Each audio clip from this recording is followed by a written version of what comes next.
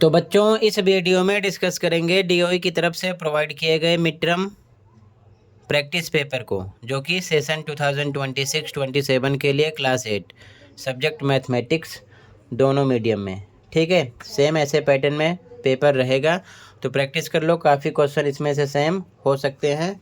ठीक है, तो ध्यान से देखो, सीधा आ जाओ क्वेश्चन पर। ठीक है, सेक्शन ए में क्वेश्चन नंबर फर्स्ट में आपको 1 to 12 क्वेश्चन एमसीक्यू टाइप मिलेंगे, यानी 4 ऑप्शन होंगे, कोई एक करेक्ट होगा, देखकर आंसर देना होगा। ठीक है, इंग्लिश में भी देख लो। ठीक है, क्वेश्चन 1 है, फर्स्ट का first, the product of smallest 3 digit perfect square number with greatest 1 digit perfect cube number is. Hindi में देखो क्वेश्चन। पहला क्वेश्चन है, सबसे बड़ी एक अंक की पूर्ण घन संख्या के साथ सबसे छोटी 3 अंकों की पूर्ण वर्ग संख्या का गुणनफल क्या है, यानी प्रोडक्ट निकालना है। ठीक है, अब ध्यान से देखो, सबसे पहले एक अंक की पूर्ण घन संख्या यानी क्यूब नंबर देखना है। तो घन के लिए ध्यान रखना आप, यानी कि क्यूब। ठीक है, इस प्रकार हम निकालेंगे, जैसे 1 का घन करोगे तो 3 बार गुणा करोगे, 1 गुणे 1 गुणे में 1 कितना आएगा 1। इसी प्रकार 2 का करोगे तो आएगा 2 इंटू 2 इंटू 2 कितना आएगा 8। 2 2 जा 4 2 जा 8। 3 का तो 3 इंटू 3 इंटू 3 3 3 जा 9 3 जा 27।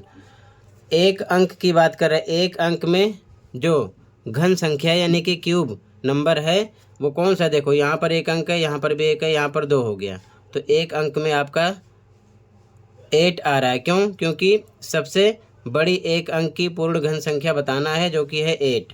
ठीक है, तो 8 ध्यान रखना है आपको एक अंक के लिए। फिर आगे कह रहा है कि 3 अंकों की पूर्ण वर्ग संख्या। अब वर्ग संख्या निकालोगे आप, तो ध्यान से देखो, वर्ग के लिए, ठीक है, यानी कि स्क्वायर।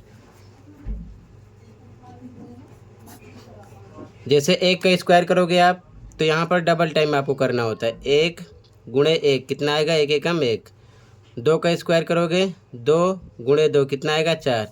इसी प्रकार 3 का, तो 3 का स्क्वायर 3 इंटू 3 कितना आ गया 9। इसी प्रकार 4 का, 3 अंकों तक आपको जाना है, 4 इंटू 4 कितना आएगा 16। इसी प्रकार सीधा 9 पे आते हैं, 9 का स्क्वायर करोगे तो 9 इंटू 9 कितना आएगा 81। यहाँ पर 2 अंक है। ठीक है, इसके बाद 10 का करेंगे, 10 का स्क्वायर तो 10 इंटू 10 कितना आएगा 100।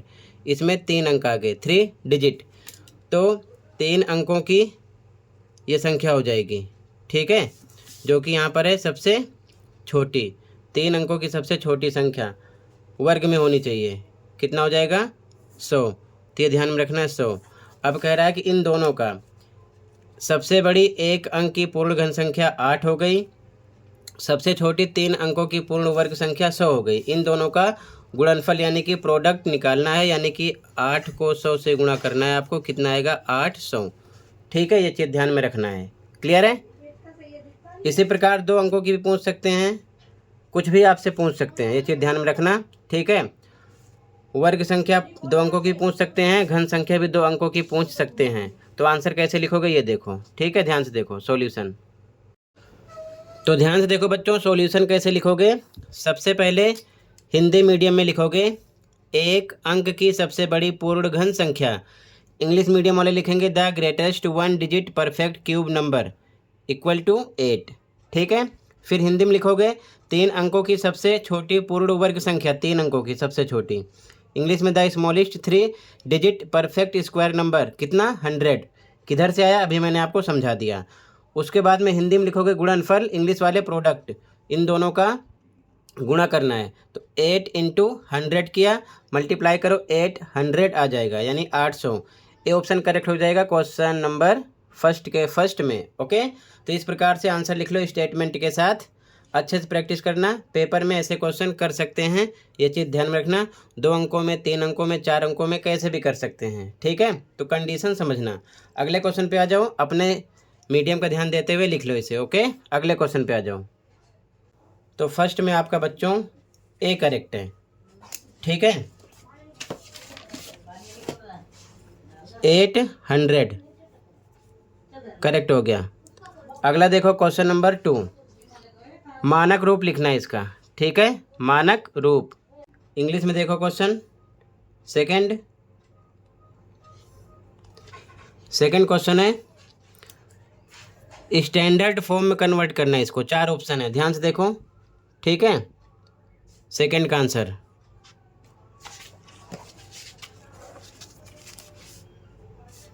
यहाँ पर मैंने नंबर लिख लिया। तो स्टैंडर्ड फॉर्म में कैसे लिखते हैं? सबसे पहले नंबर के बाद पॉइंट लगा दो, जहाँ तक नंबर है लिख दो 4 3, इसके बाद गुणे का निशान लगाना है, 10 लिखना है। अब जहाँ पर पॉइंट आप लगाए हो, ठीक है, यहाँ पर पॉइंट लगाए हो, इसके इधर के सारे नंबर काउंट करने हैं, ठीक है।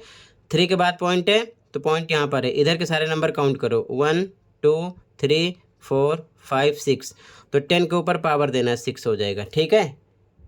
ये स्टैंडर्ड फॉर्म हो गई, ओके, ठीक है। तो यहाँ पर आपका कौन सा ऑप्शन करेक्ट हो जाएगा? ऑप्शन नंबर डी करेक्ट हो जाएगा, ठीक है। ऑप्शन डी करेक्ट है,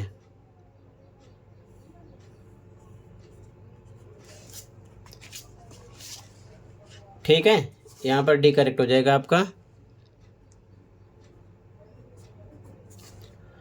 आगे देखो ध्यान से, कहीं पर कोई डाउट होगा बताना। अगला क्वेश्चन है third, which Roman numeral is incorrect.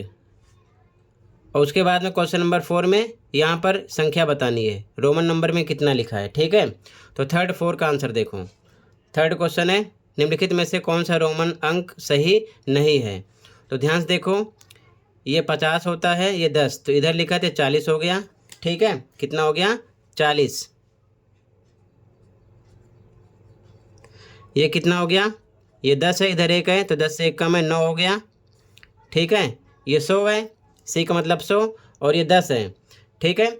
यानी कि 10 100 में से कम है, तो कितना है ये 90 है। ये आपका इनकरेक्ट है, ऐसा नंबर नहीं होता है, ठीक है। तो यहाँ पर आपका कौन सा रोमन अंक सही नहीं है? बी करेक्ट हो जाएगा, ठीक है, बी करेक्ट है, बाकी तीनों हैं, ठीक है। तो यहाँ पर आप थर्ड में बी ऑप्शन लगाओगे, ठीक है। थर्ड में आपका बी करेक्ट है, बी ऑप्शन,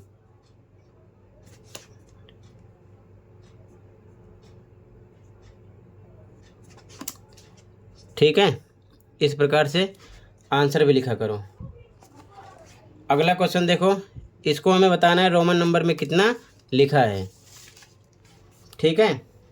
तो रोमन नंबर के लिए आप ध्यान रखना कुछ चीज़ें, 10 कैसे लिखते हैं, 50 कैसे लिखते हैं, 500 कैसे लिखते हैं, 100 कैसे लिखते हैं, रोमन नंबर बताना है, ठीक है। और 1000 कैसे लिखते हैं, तब आप इसे कर पाओगे, ठीक है। तो यहाँ पर लिखा है क्वेश्चन 4 का, देखो ध्यान से,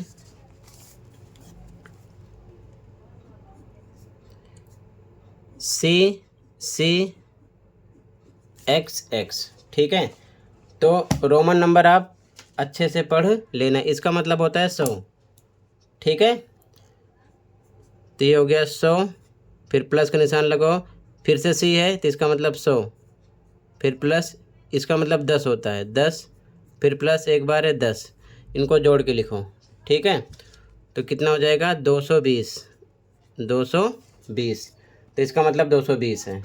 100 100 200, 10 10 20, 220, ठीक है। तो यहाँ पर आपका करेक्ट हो गया ऑप्शन नंबर सी, इसमें ऑप्शन नंबर सी करेक्ट है, ठीक है। ऑप्शन नंबर सी करेक्ट है, यहाँ पर सी ऑप्शन करेक्ट है। आगे देखो ध्यान से, अगला क्वेश्चन है, निम्न संख्याक मिस्र की प्रणाली में संख्या को दर्शाते हैं। किताब से देख लेना, ये मिस्र की प्रणाली है, ठीक है। इंग्लिश में देखो क्वेश्चन पहले, following numeral in Egyptian system represent the number. ये क्या रिप्रेजेंट करते हैं? तो ध्यान से देखो, इजिप्शियन सिस्टम होता क्या है।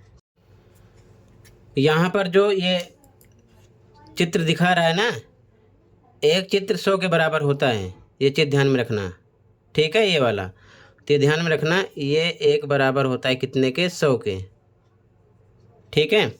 और इस प्रकार से जो शो हो रहा है ये बराबर होता है 10 के। बाकी और भी निशान हैं, उनको भी आप देख लेना, ठीक है। पेपर में कुछ भी पूछ सकते हैं। और इस प्रकार से जो सिंगल होता है ये दिखाता है 1, ठीक है। अब इस हिसाब से हमें आंसर देना है, ठीक है। तो देखो, ये 2 बार है तो 100 100 200 हो गया। इस प्रकार से कितनी बार है? 1 2 3 4 5 6 7, तो 10 1 है तो 7 70 हो गया, ठीक है। 10 20 30 40 50 60 70 हो गया। ये 1 1 है तो ये 6 है, 6 ये हो गया। तो कैसे लिखोगे? ये हो गया 200। ध्यान से देखो, 200 प्लस ये कितना हो गया? 7 है, 70 हो जाएगा। 70 प्लस ये कितना है? 6। इस प्रकार से इसको जोड़ोगे तो आ जाएगा 276, ठीक है। इसके अकॉर्डिंग आंसर हो गया बी, ठीक है। तो इस प्रकार से आंसर नंबर 5 लिख लेना, ओके। ये सिंबल 100 के बराबर है, 2 है तो 200 हो गया। ये सिंबल 10 के बराबर है, ये 7 है तो 7 गुणे 10 70 हो गया। ये सिंबल 1 के बराबर है तो ऐसा 6 है, 6 हो गया। तो 200 प्लस 70 प्लस 6 276, बी ऑप्शन करेक्ट हो जाएगा क्वेश्चन नंबर 5 में, ओके। कहीं पर कोई डाउट होगा बताना, अगले क्वेश्चन पे आ जाओ, ठीक है। अगला क्वेश्चन देखो, निम्नलिखित में से कौन सा कथन हमेशा सत्य होता है? हमेशा सत्य होता है, ठीक है। प्रत्येक आयत एक वर्ग है तो प्रत्येक आयत एक वर्ग नहीं होता है, ठीक है। ये चीज़ ध्यान में रखना। प्रत्येक सम चतुर्भुज एक वर्ग है, हाँ होता है, लेकिन वर्ग सम चतुर्भुज नहीं होता, ठीक है। ये चीज़ ध्यान में रखना। प्रत्येक समांतर चतुर्भुज एक सम चतुर्भुज होता है, ऐसा भी है, लेकिन सम चतुर्भुज हमेशा समांतर चतुर्भुज नहीं होता, ठीक है। प्रत्येक वर्ग एक आयत होता है, ये कंडीशन सही है, ये हमेशा सही रहता है, ठीक है। क्योंकि वर्ग में भी सभी कोण 90 डिग्री के होते हैं, आयत में भी सभी कोण 90 डिग्री के होते हैं। तो यहाँ पर जो हमेशा सत्य है वो लिखना है, ठीक है। तो यहाँ पर आपका सी करेक्ट हो जाएगा, ऑप्शन सी करेक्ट है, ठीक है। इंग्लिश में देख लो क्वेश्चन,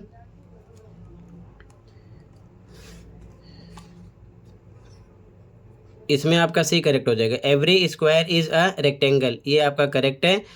फर्स्ट इनकरेक्ट है, करेक्ट बाकी तीनों हैं, लेकिन हमेशा सत्य ऑलवेज ट्रू यही होता है, ठीक है ना। Which of the following statements is always true? C correct है। Every square is a rectangle, okay, C correct हो जाएगा। ये ऑलवेज ट्रू होता है, ठीक है, सी करेक्ट है। अगला क्वेश्चन देखो, 7, to check if a number is divisible by 24 we should check its divisibility by. Hindi में देखो क्वेश्चन,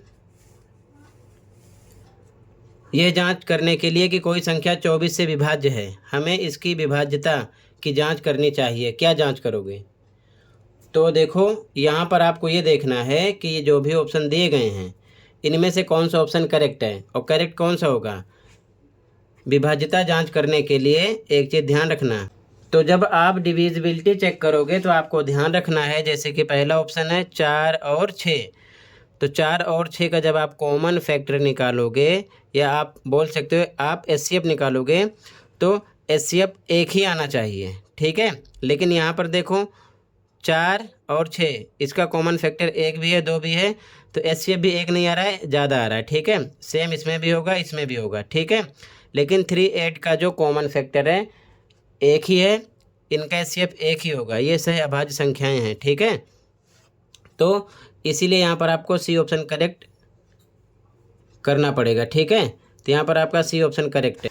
जब आप 3 का फैक्टर निकालोगे तो 1 3 आएगा, और जब 8 का निकालोगे तो 8 1 के टेबल में भी आता है, 2 के टेबल में भी आता है, ये चीज़ ध्यान में रखना। तो 1 3 हो जाएगा, यहाँ कॉमा लगा दो, 1 और 3 आएगा। 8 का निकालोगे तो 1 आएगा, 2 के टेबल में भी आएगा, 4 के टेबल में भी आएगा, 8 के टेबल में भी आएगा। अगर इसका कॉमन फैक्टर निकालोगे, ठीक है ना, तो दोनों में 1 है, बाकी दोनों में कोई नंबर सेम नहीं है, ठीक है ना। तो यहाँ पर कॉमन फैक्टर जो इसका आ रहा है यानी कि उभयनिष्ठ गुणनखंड 1 है, ठीक है। इसीलिए ये विभाज्यता की जांच कर रहा है, बाकी तीनों ऑप्शन में एक से अलग आएगा, ये चीज़ ध्यान में रखना, ठीक है। तो यहाँ पर सी करेक्ट हो जाएगा, ओके। तो इस प्रकार से यहाँ पर आप लिख देना, ठीक है। 6 में भी सी है, 7 में भी सी ऑप्शन करेक्ट है, ठीक है। ये चीज़ ध्यान में रखना। और मान लो आप चेक करोगे कॉमन फैक्टर, अगर चेक करते हो 4 का क्या है, तो देखो ध्यान से 4 में क्या लिखोगे आप, 4 का जो फैक्टर निकलेगा 1 आएगा, 2 आएगा, 4 आएगा, 1 के पहाड़े में आएगा 4, 2 में आएगा, 4 में आएगा। इसी प्रकार 6 का 1 में आएगा 6, 2 में आएगा, 3 में आएगा, 6 में आएगा। अब इन दोनों का जो कॉमन फैक्टर निकल रहा है 1, 2 दोनों में आ रहा है, ठीक है। और ऐसे भी निकालोगे तो 2 ही आएगा, ठीक है। तो केवल 1 आना चाहिए। इसी प्रकार इसका भी अलग अलग आएगा, इसका भी अलग अलग आएगा, केवल 1 आना चाहिए जो कि आ रहा है केवल सी में, 3 और 8 में, ठीक है। क्यों? क्योंकि 3 का जो फैक्टर है 1, 3 है, 8 का है 1, 2, 4, 8, जिसके भाड़े में आएगा। तो दोनों में से कॉमन क्या निकल रहा है, 1 निकल रहा है, ठीक है। तो केवल 1 निकलना चाहिए जो दोनों में हो, ठीक है। ये चीज़ ध्यान में रखना, ठीक है। तो इसीलिए यहाँ पर सी करेक्ट है। अगला क्वेश्चन है 99 स्क्वायर माइनस 1 स्क्वायर का मान ज्ञात कीजिए, यानी इसकी वैल्यू आपको फाइंड आउट करना है, ठीक है। क्वेश्चन नंबर 8 का आंसर देखो, ठीक है। The value of 99 square minus 1 square is, ध्यान से देखो सॉल्यूशन, ध्यान से देखो आंसर नंबर 8। यहाँ पर हम फॉर्मूला लगाएंगे ए स्क्वायर माइनस बी स्क्वायर, क्योंकि इस फॉर्म में है, जो कि होता है ए प्लस बी ए माइनस बी, ठीक है। ध्यान से देखो स्क्वायर पर स्क्वायर है, ए पर है 99, कितना है 99, ध्यान रखना। स्क्वायर पर स्क्वायर है, बी पर कितना है 1, ये चीज़ ध्यान में रखना। यहाँ पर वैल्यू इसकी पुट करो, ठीक है। तो ए पर रखेंगे कितना 99 प्लस बी पर क्या रखेंगे 1, इसकी वैल्यू फिर से दूसरे ब्रैकेट में ए पर 99 माइनस बी पर 1, ठीक। एक ब्रैकेट में दोनों को प्लस करना है, तो 99 में 1 प्लस करो, आ गया 100, ये ब्रैकेट हटेगा, इनटू लगेगा, गुणे के निशान, और एक में माइनस करना है, 99 में से 1 माइनस करो 98, इनका आपस में करो मल्टीप्लाई, 98 1 जा 98, यानी कि 98 कम 98, 2 जीरो साथ में लगा दो, ये हो जाएगा आपका आंसर, ओके। तो ऐसा ऑप्शन आपका बी है, ठीक है। तो यहाँ पर आपका बी करेक्ट हो गया, ठीक है। बी ऑप्शन करेक्ट है यहाँ पर। अगला क्वेश्चन देखो, विस्तारित रूप लिखिए, ठीक है। 6x + 1 का होल स्क्वायर, तो यहाँ पर बी करेक्ट है। अगला क्वेश्चन है expanded form of 6x + 1 whole square is, देखो ध्यान से इसका सॉल्यूशन कैसे करोगे।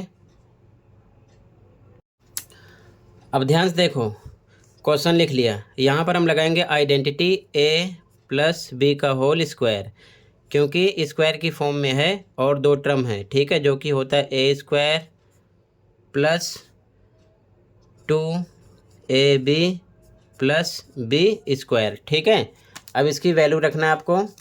a पर क्या है, ध्यान से देखो, a पर है आपका 6x, b पर है 1, जहाँ पर ab है इसकी वैल्यू रख दो। तो a स्क्वायर, a पर क्या रखोगे 6x, इसका स्क्वायर करोगे, प्लस पे प्लस 2 पे 2 इंटू ए पर क्या रखोगे 6x, फिर इंटू बीच में मल्टीप्लाई का निशान हाइड होता है लगेगा, b की वैल्यू 1, प्लस पे प्लस b का स्क्वायर 1 का स्क्वायर, ठीक है।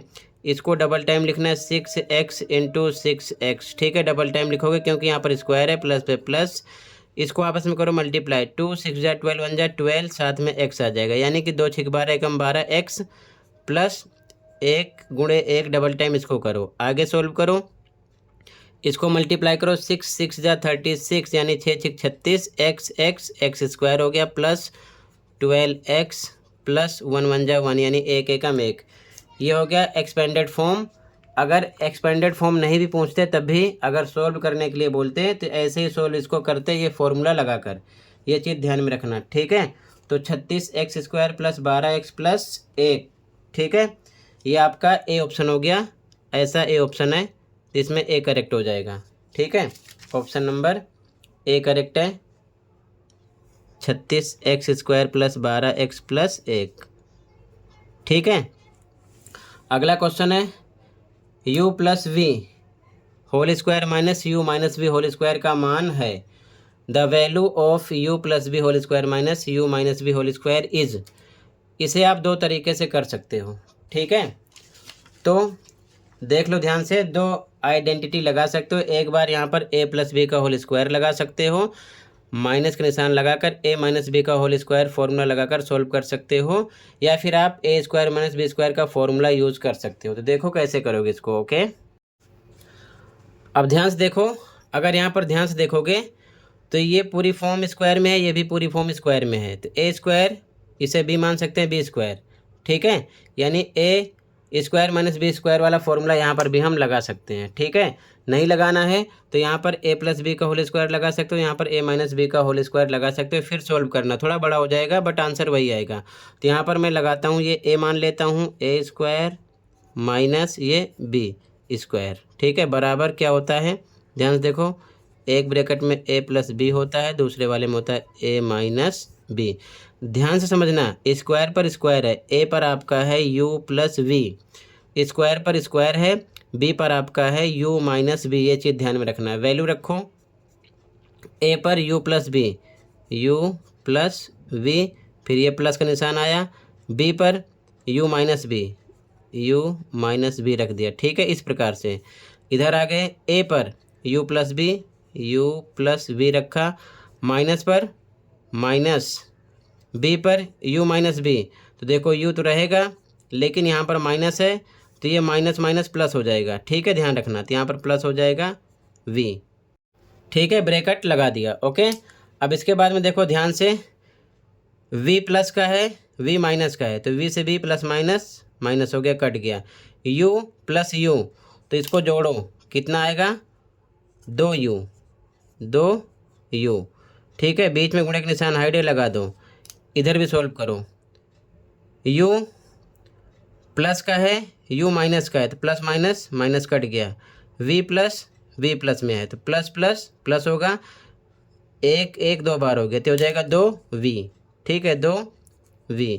इनका मल्टीप्लाई करो, 2 को 2 से करो, 4 आ जाएगा, ठीक है। u v साथ में लगा दो, u v, ये 4 है, ध्यान रखना, ठीक है, u v साथ में आ गया, ये आंसर हो गया। यहाँ ध्यान रखना प्लस कैसे लगा दिया, हो सकता है कन्फ्यूज़न हो, ठीक है। इसको जब आप सॉल्व करोगे तो देखो ध्यान से, इसकी वैल्यू रखोगे a माइनस बी, तो a आपका कितना है, u प्लस वी, माइनस पर माइनस लगा दिया, ठीक है। b कितना, u माइनस बी, तो ब्रैकेट लगा के u माइनस बी इस प्रकार से लिख दिया, ठीक है। अब लिखने के बाद में फिर सॉल्व करो, u प्लस बी हो गया, माइनस u लिखा, ब्रैकेट खोलो, माइनस माइनस क्या हो जाएगा, प्लस, तो सेम वही हो रहा है, ठीक है ना। तो ये डायरेक्ट लिखा गया है, ये चीज़ ध्यान में रखना है, ठीक है, क्लियर है। यहाँ पर इसी प्रकार प्लस लिखा गया, ठीक है। तो आपका आंसर हो गया 4uv। ऐसा ऑप्शन कौन सा है, तो ऐसा ऑप्शन आपका है बी, ठीक है, इसमें बी करेक्ट हो गया।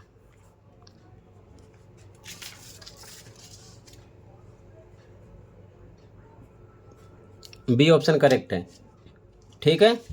अगले क्वेश्चन पे आ जाओ, कहीं पर कोई डाउट होगा बताना, ओके। अगला क्वेश्चन 11 है, which of the following are in proportion. ध्यान से देखो, हिंदी में क्वेश्चन,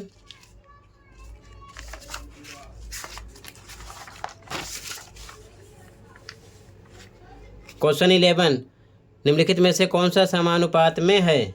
तो ध्यान से देखना, इसके लिए आपको तरीका ध्यान रखना है, बाहर बाहर वाले के एक साथ मल्टीप्लाई करना है और अंदर अंदर वाले का एक साथ मल्टीप्लाई करना है, बराबर आना चाहिए, ठीक है, ये चीज़ ध्यान में रखना, ठीक। इसको करोगे तो नहीं आएगा, बाहर बाहर का मल्टीप्लाई करो, अंदर अंदर का मल्टीप्लाई करो, दोनों बराबर आना चाहिए, ये भी नहीं आएगा। बाहर वाले का बाहर से मल्टीप्लाई करो, अंदर वाले का अंदर से मल्टीप्लाई करो, नहीं आएगा। इसका करोगे तो ये कंप्लीट आंसर आ जाएगा। कैसे, बाहर वाले को बाहर से करो, 21 को 4 से मल्टीप्लाई करना है, तो 21 गुणे में 4 बराबर लगाओ। अंदर को अंदर से करना है, यानी 7 को किससे करना है आपको? 12 से। ठीक है, तो 4 एकम 4 दूना 8, 84 आ गया। इधर भी 7 दूना 14, 4 हासिल 1, 7 एकम 7, 1 8। ठीक है, बराबर आना चाहिए। तो मतलब कि अंदर को अंदर से मल्टीप्लाई कर लेना, बाहर को बाहर से, दोनों इक्वल आना चाहिए, वही ऑप्शन आपका करेक्ट हो जाएगा। ठीक है, तो यहाँ पर आपका डी ऑप्शन करेक्ट हो गया। ठीक है, डी करेक्ट है क्वेश्चन नंबर 11 में।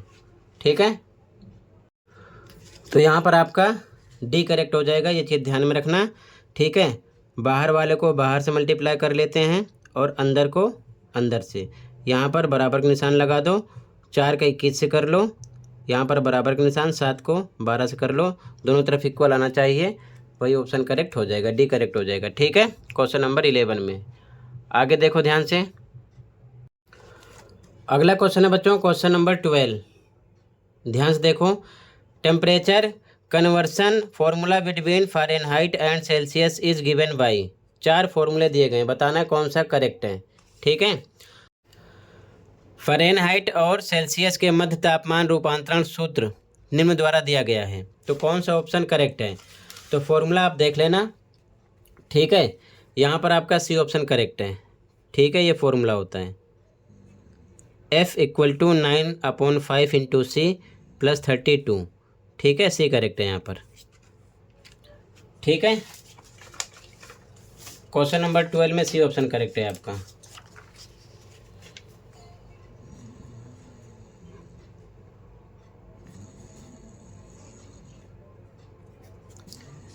ठीक है, तो total question first section A का डिस्कस कर दिया। सेक्शन बी अगली वीडियो में प्रोवाइड करूँगा। कहीं पर कोई डाउट है कमेंट कर सकते हो। मिलते हैं अगली वीडियो में। Thank you for watching and take care. Okay.